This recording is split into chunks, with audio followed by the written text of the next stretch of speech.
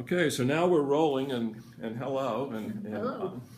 And this is Nice, Annie. nice of you to come over this morning. So you just have to talk to me for a little bit, and so I'm having a conversation with Annelle M Fraser, and I'm Powell Alexander Fraser Jr., and I'm going to be asking Mom questions here today so that we can sort of get a feel for some of the things that she remembers along the way.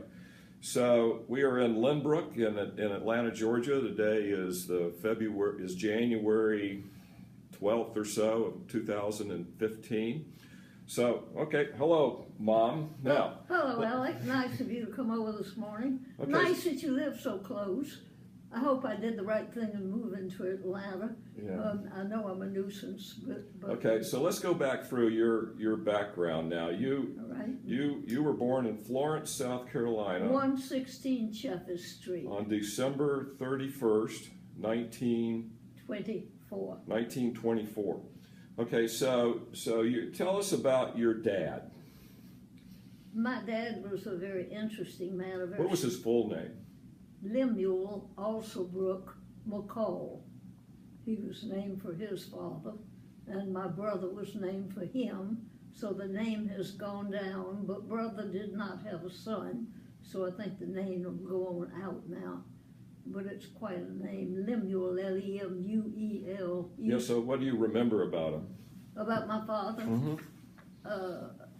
There was no foolishness in my father. He meant business with everything he did.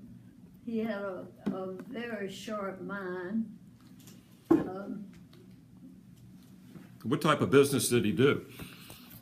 Anything that came up that would make money, but mostly he owned land. He was a great believer in owning land, particularly farmland, and he owned lots of farms around Florence County. He visited the various... This is Florence County, South Carolina. South Carolina, down toward the coast south of Columbia, between Columbia. Did he grow up in Florence also? He grew up out from Florence, on farmland out from Florence.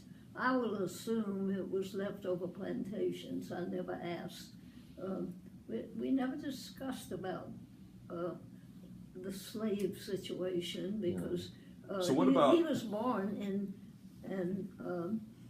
1870.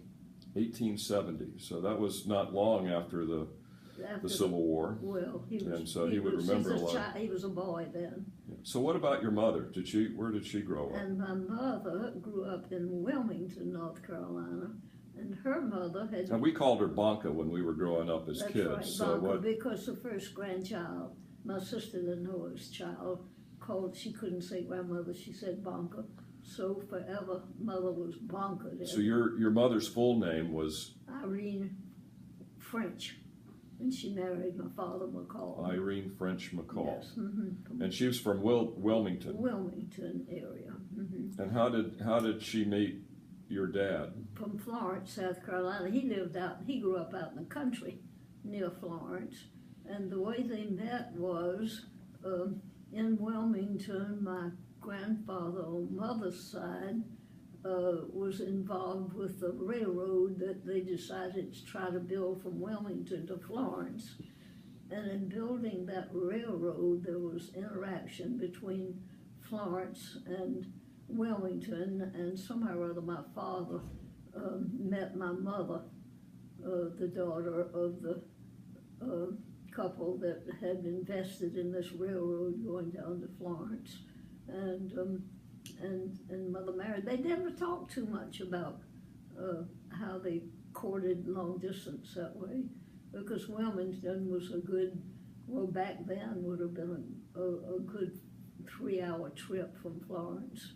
So what was Florence like? What are your early memories of Florence, South Carolina? Well, I thought Florence was big. I didn't realize how small it was. Florence really grew big during the World War II because there was an air base there, and that brought in lots of people, lots of activity that was not there before. It was just a sleepy rural town until World War II. So what is the first car that do you remember Do they still have horse and buggies? No. All right, we're past that. You know, we're into 1920 something here. So you grew up in Florence, and tell us about your house. It was on Irby Street. No, it's on Chevis Street. Chevy Street. Cheves. It was named for one of the citizens of the town, and it was the next street over from the business street of town, and so all we had to do.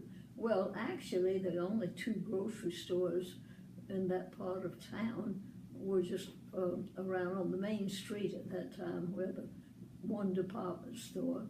Early on, Belk's came into Florence. I would say probably when I was about 10, 12 years old. Did your dad take you out for rides in the country? My dad went to the farm, to one or the other of his farms, of which he had many. And he went to different farms in the morning, different farms in the afternoon. And because I was the youngest child, I had 2 years at home without sisters because they were in school. And for that reason, I spent more time with my father than anybody else. And he would take me with him. Mother would pack a sandwich, and she would send along a box of crackers for me to give out to the various folks. Women and children of the farmers out there, mostly black farmers. So and they were you went on to Queens College. It's now Queens University. Yes, but now Queens started in Columbia, South Carolina. It's Columbia. It had the name Columbia in it, and then it moved to Greenville, and then it moved to Charlotte. Right. And Mother had attended it when it was in Columbia, and so there was a connection there already.